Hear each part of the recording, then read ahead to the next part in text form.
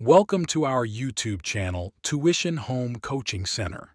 Please subscribe to our channel to get more videos like this. Thank you all. আসসালামু আলাইকুম প্রিয় শিক্ষার্থীরা, তোমরা সকলে কেমন আছো? আশা করছি সকলেই খুব ভালো আছো।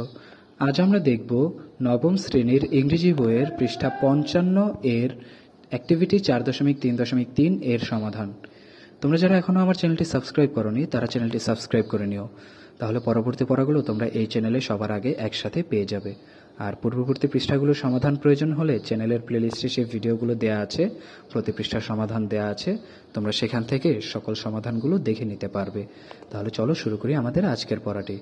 আমাদের আজকের পড়ার শুরুতে 4.3.3 দেখা বলা আছে, now read the following note on the author first and then the text later in pairs or groups answer the following questions. লেখক সম্পর্কে প্রথমে নিচের নোটটি পড়ো, তারপর টেক্সটটি পড়ো, পরে জোড়ায় বা দলে নিচের প্রশ্নগুলোর উত্তর দাও।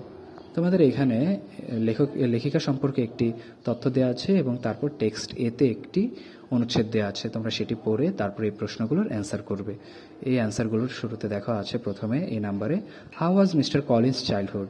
মিস্টার কলিন্সের চাইল্ডহুড অর্থাৎ শৈশবকাল কেমন ছিল? Mr. Collins spent his childhood under the guidance of an illiterate and miserly father. অর্থাৎ সে তার অশিক্ষিত বাবার আন্ডারে ছোট থেকে বড় হয়েছে। B number, how did Mr. Collins' father influence him?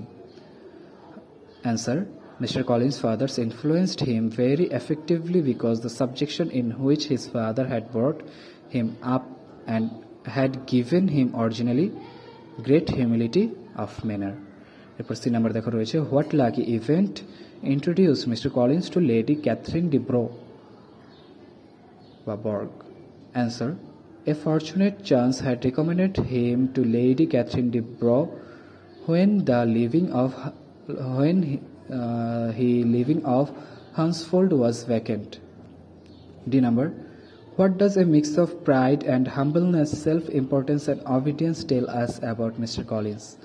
Answer, Mr. Collins refers the respect which he felt for her high rank and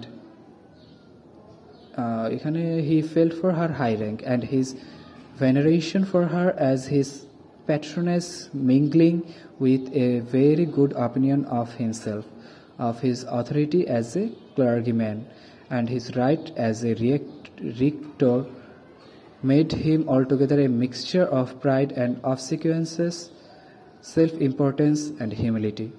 Every number, what ideas about society might the author be expressing through Mr. Collins?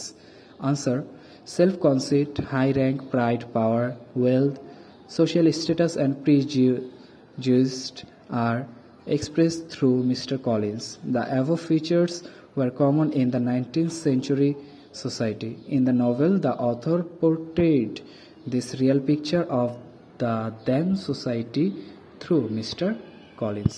তাহলে শিক্ষার্থীরা, এই হলো আমাদের সমাধানটি। পড়াটি ভালো লেগে থাকলে চ্যানেলটি সাবস্ক্রাইব করে আমাদের সাথেই থাকো। পরবর্তী পৃষ্ঠার সমাধানগুলো তোমাদের জন্য খুব শীঘ্রই আপলোড করে দেওয়া হবে। ধন্যবাদ সকলকে।